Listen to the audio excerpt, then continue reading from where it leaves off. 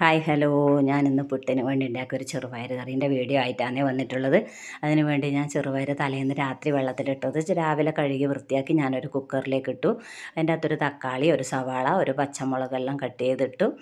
അതിൻ്റെ അകത്ത് കുറച്ച് ഒരു സ്പൂൺ മഞ്ഞൾപ്പൊടി ഇട്ടു, ഒരു സ്പൂൺ മുളക് പൊടി ഇട്ടു, ആവശ്യത്തിന് ഉപ്പും ഇട്ട് വെള്ളം ഒഴിച്ച് ഞാൻ കുക്കറിൽ 3 വിസിലിട്ടെടുത്തു. 3 വിസിലിട്ട് വേവിച്ചെടുത്ത ശേഷം ഞാൻ കുക്കറിൻ്റെ മൂട് തുറന്ന് അതിൻ്റെ തക്കാളീൻ്റെ തൊലി എടുത്ത് മാറ്റി. അത് നമുക്ക് വേണ്ട, അതുകൊണ്ട് തക്കാളി പീസ് എടുത്ത് ഞാനതിട്ട് വേറെ ഒരു പാത്രത്തിലേക്ക് മാറ്റി വെച്ചു.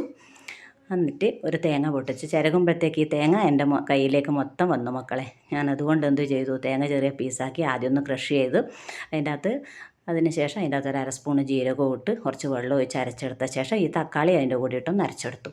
എന്നിട്ട് ചെറുപയർ വെന്ത ചെറുപയറിലേക്ക് നമ്മൾ അരപ്പ് ചേർത്ത് കുറച്ച് പച്ചക്കറി വേപ്പിലയും ചേർത്ത് ആവശ്യത്തിന് വെള്ളം ഒഴിച്ച് നല്ല കറക്റ്റ് നമുക്ക് എത്രയാണോ വേണ്ടതനുസരിച്ച് അതിന് പുട്ടിന് കൂട്ടാൻ കണക്കായ കറി ചാറാക്കി ഞാൻ ഇളക്കി കറക്റ്റ് ഉപ്പ് വരുമെല്ലാം നോക്കി കറി അടുപ്പത്ത് തിളക്കാൻ വെച്ചു.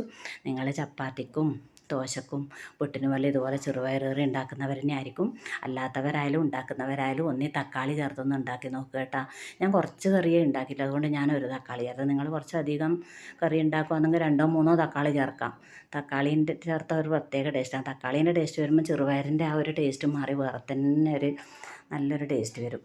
ചെറുപയർ കറി ഇഷ്ടമല്ലാത്തവർക്കും തക്കാളി ചേർത്ത് അതെന്തായാലും ഇഷ്ടമാവും. അതിന് ശേഷം അത് വാങ്ങി വെച്ച് അതിൻ്റെ അകത്ത് വെളിച്ചെണ്ണയും കടുവും കറിവേപ്പിലയും കൂടെ ഇട്ട് പൊട്ടിച്ചു. അത് കറിവേപ്പിലയും കൂടെ മൂത്ത് വരുമ്പോൾ അത് കറിയിലേക്ക് ഒഴിച്ച് നല്ലപോലെ ഇളക്കി ജോയിൻ്റാക്കിയാൽ നമ്മൾ പെട്ടെന്ന് ഉണ്ടാക്കാൻ പറ്റുന്ന ചെറുപയർ കറി റെഡിയായി. ഇതെല്ലാവരും ഒന്ന് ഉണ്ടാക്കി നോക്കണേ. ഓക്കെ, ഞാൻ അതിൻ്റെ ഇടയ്ക്ക് രാവിലെ കഴിക്കാൻ വേണ്ടിയിട്ടുള്ള പുട്ടും കൂടി ഉണ്ടാക്കി, ചെറുപയറും പുട്ടും കൂടെ രാവിലെ എല്ലാവരും കൂടെ കഴിച്ചു.